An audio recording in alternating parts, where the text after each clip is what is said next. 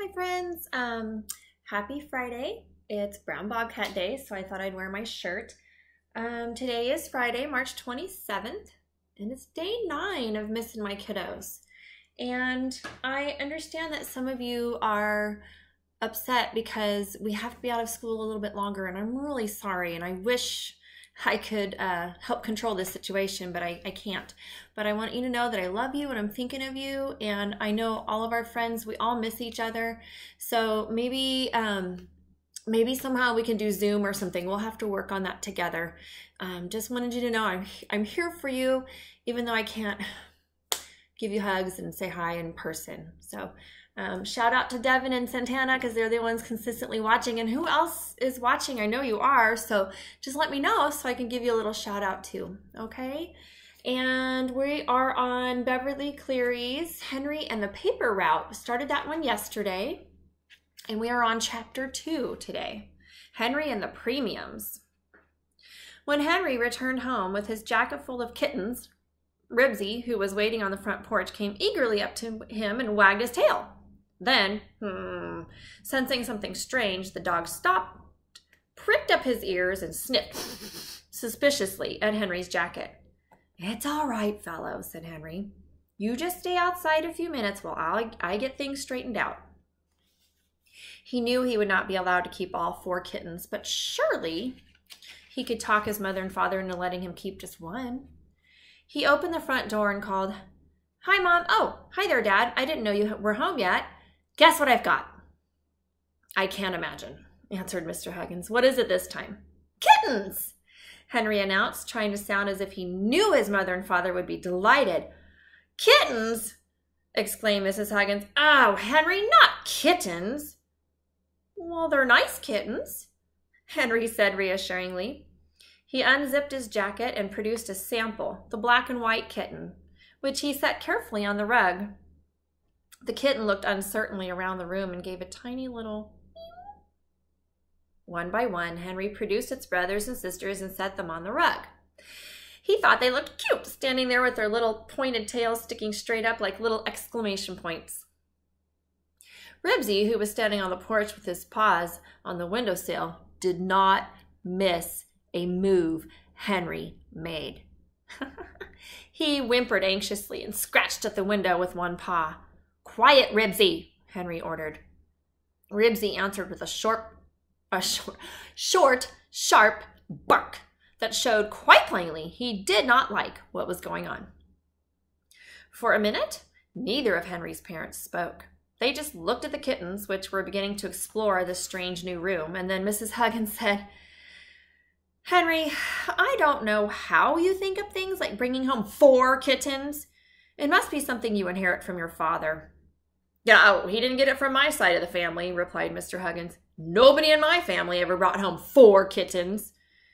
Ribsy barked furiously, ran back and forth in front of the window, and barked again, as if to say, "Let me in, I'll get rid of those undersized cats for you. Come on, let me in." All the dogs in the neighborhood immediately took an interest in Ribsy's problem, and they began to bark with him. "I said quiet!" Henry shouted through the glass, plucking a kitten from the curtain at the same time. "Ouch!" exclaimed Mrs. Huggins, unhooking a tiny little claw from her stockings. "There go my nylons." Ribsy scratched at the glass and gave several short yelps, as if he were trying to tell Henry how much he needed to get inside and clear out those kittens. "Quiet!" ordered all 3 Huggins at the same time. "Well, anyhow, Dad," said Henry, and he explained to his mother and father about finding the kittens at the rummage sale. He did not mention the paper route or how he had happened to be at the rummage sale. From the way his parents were looking at him, he could see that the kittens were going to be a problem, so just one problem at a time was all he could handle.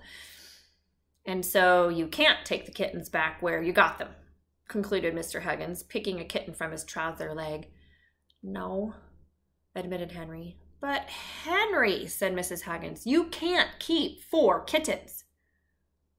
"No," said Mr. Huggins, "you can't even keep 1 kitten. A dog is enough, too much sometimes with his fleas and his muddy paws. Besides, Ribsy would never stand for it. Tomorrow morning you take all 4 kittens down to the pet shop and give them to Mr. Pennycuff." "Aw, Dad," protested Henry, who did not like the idea of his kittens being sold to strangers. He looked at the four of them frisking around the room and he sighed. Man, if he could not keep them himself, he wanted to know they had good homes. He would rather sell them to the neighbors, the nicest neighbors, of course. Can't I sell them around the neighborhood myself? Henry asked. If you want to, just so you get rid of them, said Mr. Huggins. You know, there's just one thing wrong with kittens. What? Asked Henry. They grow up to be cats, answered Mr. Huggins with a grin. Henry knew his father thought that was funny, but he didn't. Of course kittens grew up to be cats. Puppies grew up to be dogs. Boys grew up to be policemen or pilots or something, but that took a long time. Henry felt that he had one thing in his favor. He did not have to take the kittens to the pet shop until the next morning, and perhaps something would happen in the meantime to make his mother and father change their minds. Maybe Ribsy would make friends with the kittens, and then his mother and father would see how nice it would be to have a kitten around the house. The way things turned out, Henry had a really busy evening. The first thing to do, he decided, was to feed the kittens and get them out of the way before he fed Ribsy. Feeding them was easy enough. Getting them out of the way? Nope, not so easy. Henry put an old towel in a box beside the stove and he lifted the kittens into it. And then they climbed right out and they scattered all over the kitchen floor. Come back here, said Henry, while Ribsy, who had come around to the back of the house, barked and scratched at the back door. All the other dogs on Klickitat Street barked in sympathy. Quiet, yelled Henry out the kitchen window. Mrs. Huggins, who was trying to make gravy, stepped on a kitten. The kitten screeched, and Mrs. Huggins was so startled that she dropped her spoon, splattering gravy all over the floor. But she didn't need to wipe it up, though. The kittens took care of that. See how useful they are? Henry pointed out. I know there were only 4 kittens, said Mrs. Huggins, but it seems like a dozen. Do you guys know how many a dozen is? We've talked about it once before in class, but it's, any guesses? 12. Like a dozen eggs, 12. Ribsy barked. He told the whole neighborhood he was hungry and neglected out there, all alone on the back porch. I'm coming, Ribsy, Henry called as he scooped up the kittens and put them in the box once more. Because the box did not have a lid, he laid newspapers on top. Maybe the kittens would go to sleep if it was dark inside the box. Then he hurriedly served Ribsy's dinner and opened the back door. After a good dinner, Ribsy might feel more friendly toward the kittens.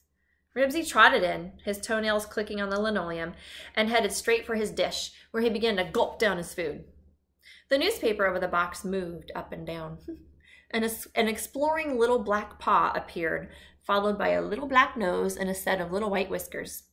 The black and white kitten popped out of the box and was followed by the rest of its brothers and sisters.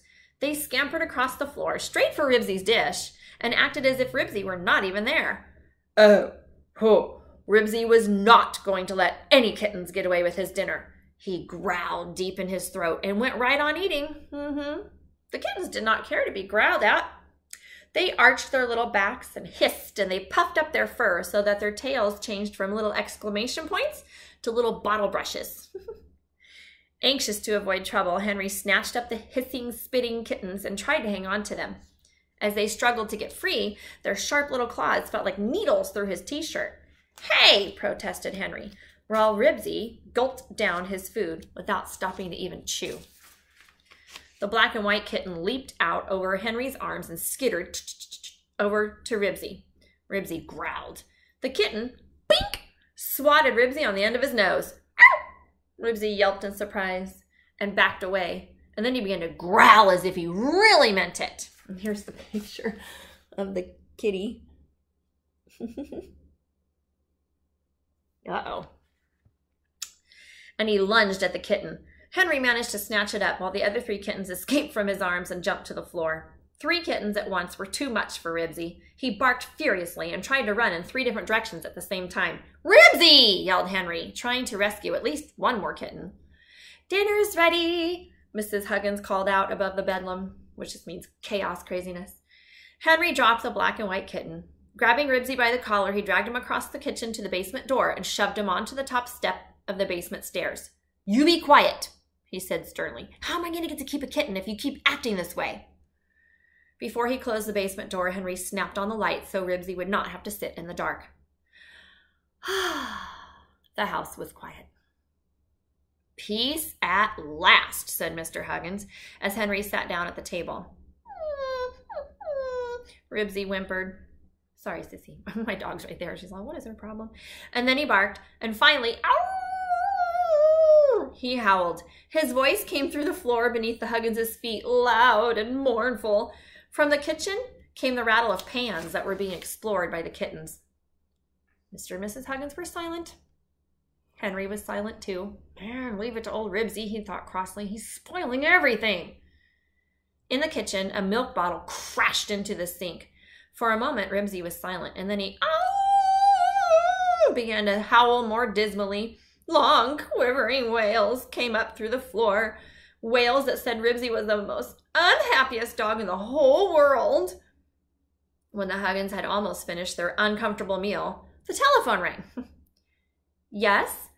Oh, no, Mrs. Grumby, Henry heard his mother say to the next-door neighbor. No, Ribsy isn't sick. He just sounds that way. That does it, said Henry's father, when Mrs. Huggins had finished the conversation. We cannot have Ribsy bothering the neighbors. Let him out, Henry. That dog knows he has a corner of the living room that he's supposed to stay in when he's in the house. For once, he'll have to mind. All right, Dad, said Henry doubtfully, and he opened the basement door. Ribsy bounded up the steps and wagged his tail to show Henry he was willing to forgive him for shutting him in the basement. Down, boy, said Henry. In your corner. Henry knew it would be a good idea to get the kittens out from under his mother's feet while she washed the dishes. So he picked them out of the cupboards and off the draining board and carried them into the living room, where they promptly decided that Ribsy was something they would like to investigate. With a low growl, Ribsy rose to his feet. Ribsy, in your corner, ordered Mr. Huggins.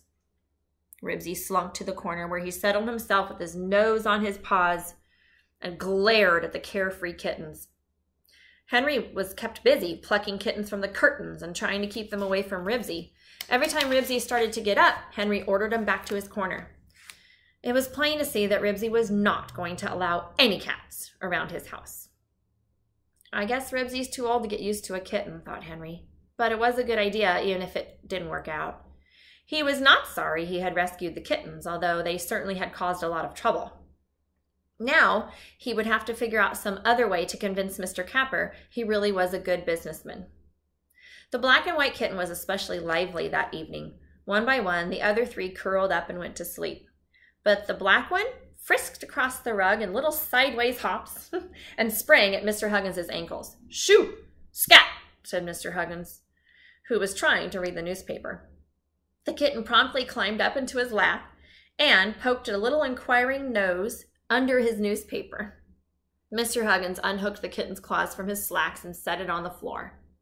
It trotted over to look at Ribsy, who gazed hopefully at Henry, as if to say, "Oh, come on, let me at him." When Henry looked sternly at him, Ribsy gave up. He kept a wary eye on the kitten, but he did not growl. The kitten skittered past Ribsy, venturing closer this time, and returned to Henry's father. This time it climbed the arm of his chair, and then it patted the edge of his newspaper with a playful paw. All right, Nosy, said Mr. Huggins, setting the kitten on the floor once more. That's enough. Nosy, that's what he kind of named the kitten, thought this was fun. He scampered over to Ribsy and patted the dog playfully on the nose with his paw, while Henry stood by ready to snatch him from Ribsy's jaws. Ribsy, however, merely glared at the kitten, which quickly lost interest. It climbed up the back of Mr. Huggins' chair and patted Mr. Huggins' ear. Then it jumped down into Mr. Huggins' lap and gave a tiny little meow, as if to say, "Here I am, pay some attention to me." And here he is. This is the one that they call Nosy.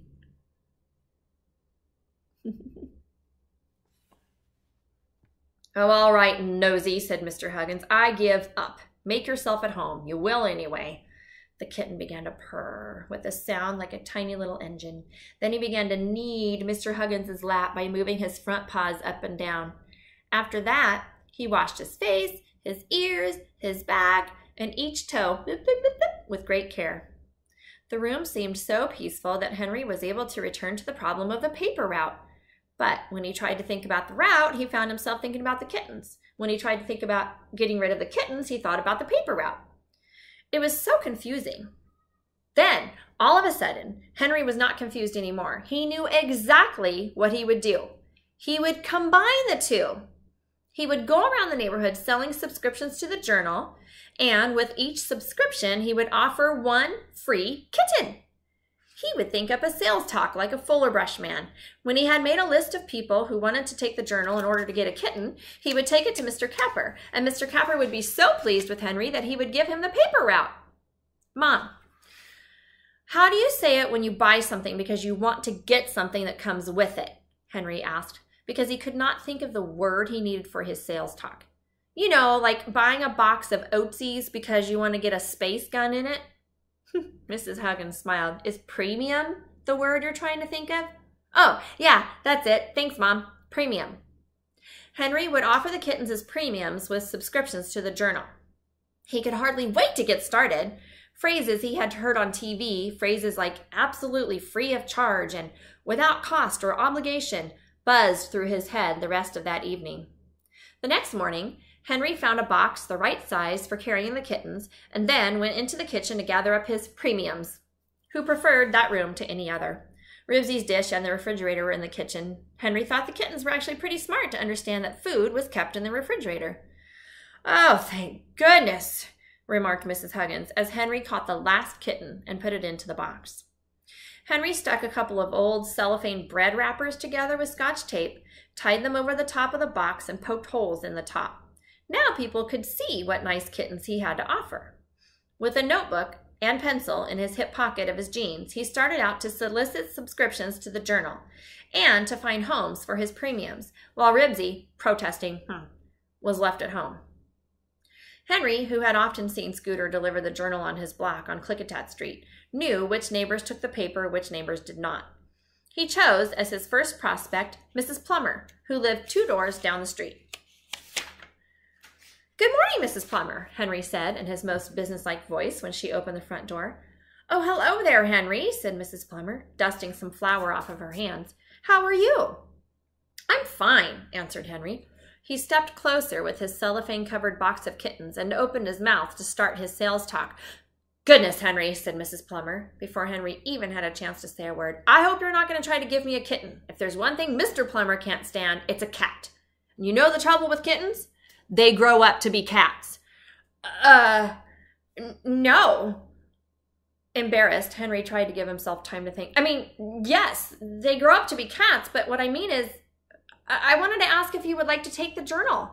The kittens, I was just sort of, I just happened to be carrying them. Realizing this was no way to sell a newspaper, he added hastily, the journal's a really good paper. My dad reads it every day. No, Henry, said Mrs. Plummer. One paper is enough for us, and we take the Oregonians. We have been taking it so long, I'm sure Mr. Plummer could not drink his breakfast coffee without it. Oh, well, thanks anyway, said Henry, feeling somewhat discouraged as he backed down the steps. On his way to the next house, he had to stop and retie the cellophane over the top of the box. The exploring paw of Nosy had worked it loose. The second time Henry rang a doorbell, he was determined to begin his sales talk before his customer could start talking and say the wrong thing. Good morning, he said promptly to the lady who answered the door. I have a special offer today. I am giving away absolutely free of charge 1 kitten with every new subscription to the journal. There. He had got in absolutely free of charge, just like a real salesman. The lady smiled in that annoying grown-up smile that showed she really thought Henry was funny, although she pretended not to. I don't think I would care for a kitten, she said. Could I subscribe to the newspaper without taking a kitten? Oh. Henry had not foreseen anything like this. Well, I guess so, he said. But they are awfully nice kittens. They're playful and housebroken most of the time, and Henry tried to think of some more of the kitten's good points, but the lady's look of amusement embarrassed him. Well, they're without cost or obligation, he said lamely. Well, how much does the journal cost? The lady wanted to know. Henry felt his ears turn red. He had been so busy thinking about the kittens it had not occurred to him to find out the price of the newspaper. I don't know, he stammered, but if you wanted a kitten, I'm sure it would be a bargain. And here he is talking to the lady.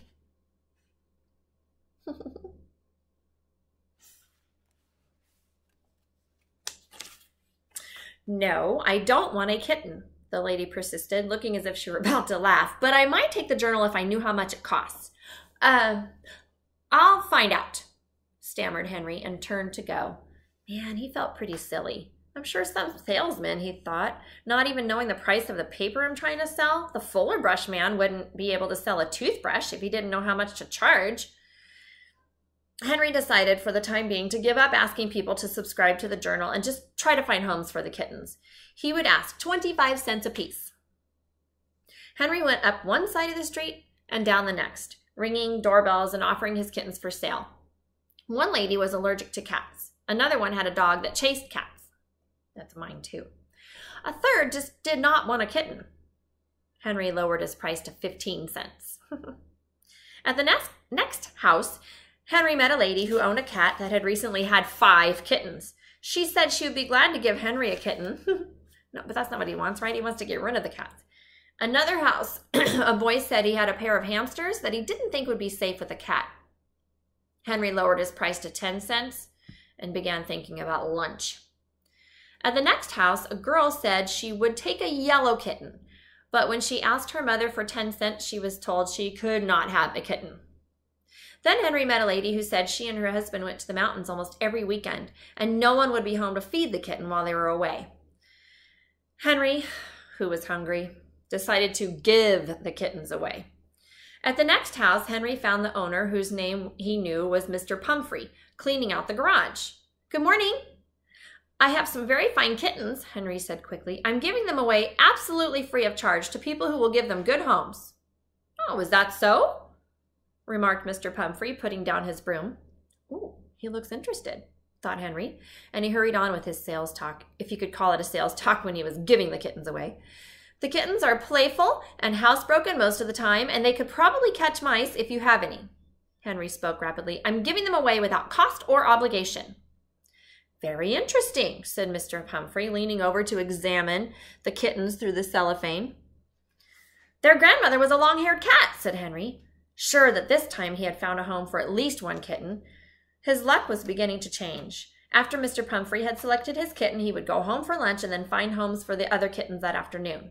Henry took the cellophane off the box and held up a sample kitten. See how healthy it is? Mr. Pumphrey smiled. Encouraged, Henry continued, its fur is nice and shiny and clean, too. All the kittens wash a lot. Now he was giving a real sales talk, as good as any Fuller Brush man. Well, they do look clean and healthy, agreed Mr. Pumphrey, and Henry beamed. One kitten had a good home. Woohoo! Perhaps Mr. Pumphrey would like 2 kittens. Yes, they are mighty healthy kittens, said Mr. Pumphrey. I know, because they are the kittens I gave to the rummage sale. Oh. It took a moment for Mr. Pumphrey's words to sink in. You mean, you gave... Henry's smile faded. Oh, and with it his hope for a good home for a kitten. Yes, said Mr. Pumphrey. You see, we're moving to Walla Walla, Washington, so we had to get rid of the kittens. We're taking the mother cat with us, and we felt that one cat was enough to travel with. You know the trouble with kittens. Yes, yes, said Henry quickly. He ought to know the trouble with kittens by now. 6 people had told him. They grow up to be cats, said Mr. Pumphrey anyway. But I'm glad you're finding good homes for them. We didn't have time to ask around because we have so much packing to do and so much junk to clean out of the basement and the attic. Henry managed a weak smile. Well, thanks anyway, he said. Good luck, said Mr. Pumphrey heartily. Well, that takes care of that, thought Henry. The whole thing was clear now. People did not want kittens. He was tired, hungry, and discouraged, and he could see that there was only one thing left for him to do. That was to take the kittens to the pet shop and hope that Mr. Pennycuff would take them. If he wouldn't, Henry could not bring himself to think about that possibility. Mr. Pennycuff had to take them. Wearily, Henry started down the street in the direction of the pet shop. He never wanted to ring another doorbell as long as he lived. Hi there, Scooter McCarthy called out as he stopped his bike at the curb beside Henry. What's in the box? Kittens, said Henry, and decided to make one more effort. I'll give you a quarter if you'll give one of them a good home. No thanks, said Scooter, and pedaled on down the street. So now Henry's trying to pay people to take the cats from him, kittens. Henry was not disappointed because he had not really expected Scooter to take a kitten. After all, Scooter did not need to earn a quarter. He had a paper route. "Hello there, Henry," said Mr. Pennycuff when Henry entered the pet shop. "Pound of horse meat for Ribsy?" "Not today," said Henry, as he pulled the cellophane off the box. "I wondered if he could use some kittens." Mr. Pennycuff examined the kittens one at a time, while Henry watched uneasily. "I'll take them, but I can't pay you for them," Mr. Pennycuff said at last. "I don't have too much call for kittens, and I have the expense of feeding them until somebody buys them." "That's all right," said Henry quickly, before Mr. Pennycuff could change his mind. Mr. Pennycuff set the kittens on the shredded newspaper in the front window, and Henry stood watching them as they explored their temporary home. Nosy was the first to discover a little post covered with a piece of carpet, and he went to work sharpening his tiny little claws. "You won't let anybody take them who wouldn't give them good homes, will you?" Henry asked anxiously. "Don't worry," said Mr. Pennycuff, with a reassuring smile. "I always charge $1 for kittens, because I know anyone who's willing to pay that much for a kitten will take good care of it." "Okay, thanks, Mr. Pennycuff," said Henry, petting Nosy for the last time. He hoped this kitten would find an especially good home with someone who would keep him supplied with cream and catnip mice. And feeling as if a great load had been lifted off of his shoulders, Henry ran home as fast as he could.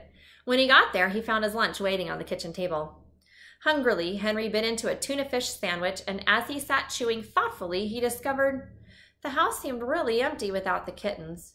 He especially missed Nosy. He almost expected the kitten to pounce on his ankles while he sat at the table. Even Ribsy seemed to be missing something. He sniffed around the kitchen and looked at Henry in an inquiring way. "You old dog," said Henry crossly. "Why couldn't you be nice to the kittens?" Then Mr. Huggins came in from the backyard, and Henry confessed what he had done. "You know," said Mr. Huggins thoughtfully, "I missed that little black rascal. The house seems empty without him." Mr. Huggins reached into his pocket and pulled out his wallet. He opened it and took out a $1 bill. "Dad!" exclaimed Henry and grabbed the dollar bill. "What'll Mom say?" "I don't know," admitted Mr. Huggins, "but while you were gone, she did say someday we might have mice." "Boy, oh boy," said Henry, and he gulped his milk. There was no time to waste. Somebody could be buying Nosy that very minute. "Wait, what about Ribsy?" he took the time to ask. "He won't like it." "We'll just have to train him to stay away from Nosy," said Mr. Huggins. "It won't be easy, but we can do it in time." He pulled a handful of change out of his pocket and handed Henry a quarter. "While you're at it, you'd better buy a catnip mouse." Henry, who stood up on the pedals of his bike all the way to the pet shop, was panting when he arrived. Sure enough, there was Nosy asleep in the window, and in a few minutes, Henry was on his way home again, with Nosy zipped safely inside his jacket and a catnip mouse in his pocket. He finally had a kitten of his own. There was just one thing that worried Henry as he pedaled down Klickitat Street. That was Ribsy. He had things pretty much his own way around the Huggins' house for such a long time. It was not that it was going to be really hard for him to get used to a new member of the family. He might even be so upset that he would run away. Dogs did things like that sometimes. Well, Henry couldn't let Ribsy do that. He made up his mind to be extra nice to him. He would give him bigger servings of meat and scratch him behind the ears, and maybe he could persuade his mother to let Ribsy sleep on the foot of his bed instead of in the basement. Henry felt sorrier and sorrier for Ribsy. It was going to be tough, but he'd just have to make the best of it. By the time Henry reached home, he was not nearly as cheerful as he had been when he paid for Nosy. He parked his bicycle in the garage and walked up the back steps where Ribsy was waiting. "Hi, old fellow." Henry spoke gently and scratched Ribsy behind his left ear. Ribsy wagged his tail and followed Henry into the house. In the kitchen, Henry unzipped his jacket and lifted Nosy out. Steady, boy," he said to Ribsy. "Take it easy. Everything's going to be all right." Henry set Nosy on the floor far enough away from Ribsy so that he could snatch up the kitten before Ribsy reached him. But to Henry's surprise, Ribsy did not growl. Keeping his eye on Nosy, Henry patted Ribsy just to make sure his dog did not feel neglected. Ribsy paid no attention. Instead, he gave a short, cheerful bark, wagged his tail, and trotted across the linoleum to Nosy, who had arched his little back and puffed up his tail. While Henry watched, Ribsy sniffed at Nosy. The kitten stood his ground, and then to Henry's amazement, Ribsy flopped down on the floor beside Nosy and began to wash the kitten with his long pink tongue. And the funny part of it was, Nosy didn't mind at all. "Well, how do you like that?" that?" exclaimed Henry, as Nosy's fur became more and more damp. "You like Nosy!" Ribsy stopped licking long enough to look up at Henry and thump his tail on the floor. Then he went on washing his kitten. And that was a long chapter too. Sorry about that, friends. Chapter 3, I'll read next time. Henry's advertisements.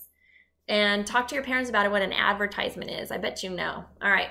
I love you guys. I'm sorry this is turning into a longer time, but we'll work something out. Maybe we can, I don't know, somehow we'll figure this out. So I love you guys. Take care. Stay safe. Bye.